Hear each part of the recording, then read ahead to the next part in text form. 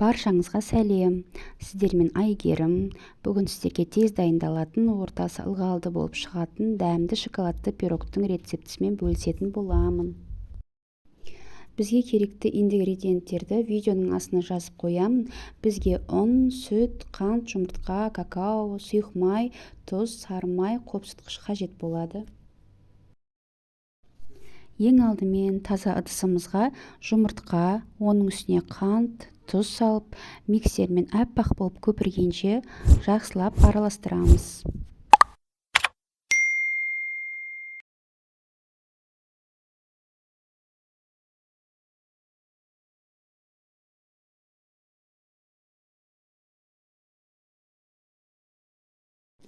Одан кейін ерітілген сары майымызды құйып, араластырып аламыз. Енді сұйық майымызды, сүтті құйып, тағы да жақсылап араластырамыз.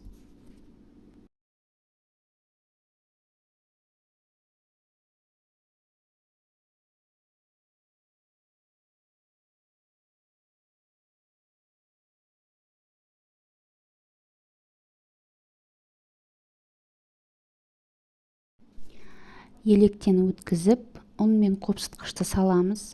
Барлығын бірдей салмаймыз, үшке бөліп саламыз. Сол кезде біздің пирогымыз жақсы, әдемі көтерілетін болады.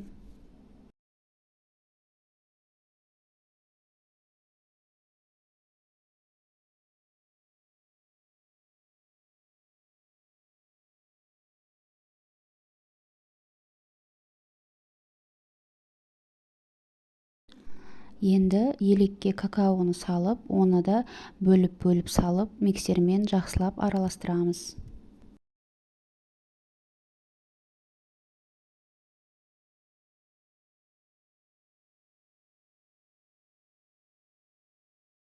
Біздің пирогтың массасы осындай болып шығу қажет. Пирогымызды пісіретін формаға пергамент қағазын төсеп, қамырымызды құямыз. Қызып тұрған пешке 160 градусқа 50-60 минутқа қойып пісіреміз. Глазурды дайындау үшін сары майымыздың үстіне шоколадты салып, водяной баняға немесе микроволновкаға ерітіп аламыз. Мен водяной баняға ерітіп алдым. Біздің пирогымыз пісті. Піскенін таяқшамен тексеріп қараймыз. Келесі бетін аударып, решеткаға осылай пирогты суытып аламыз.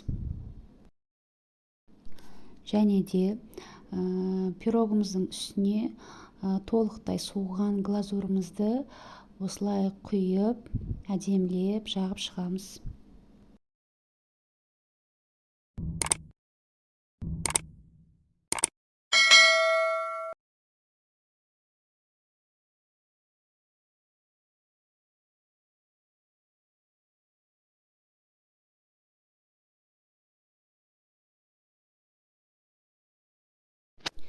Мінекей осындай болып шығу қажет.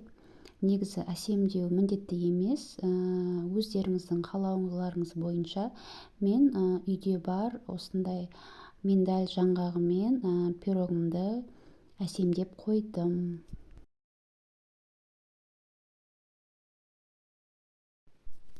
Мінекей достар, пирогымыз дайын. Пирог өте дәмді болып шығады. Сіздерге де осы рецептпен осы пирогты жасауға кеңесімді беремін. Егер де менің жасаған рецепттерім ұнаса, онда менің каналыма лайк басып, подписка жасап кетіңіздер. Рахмет.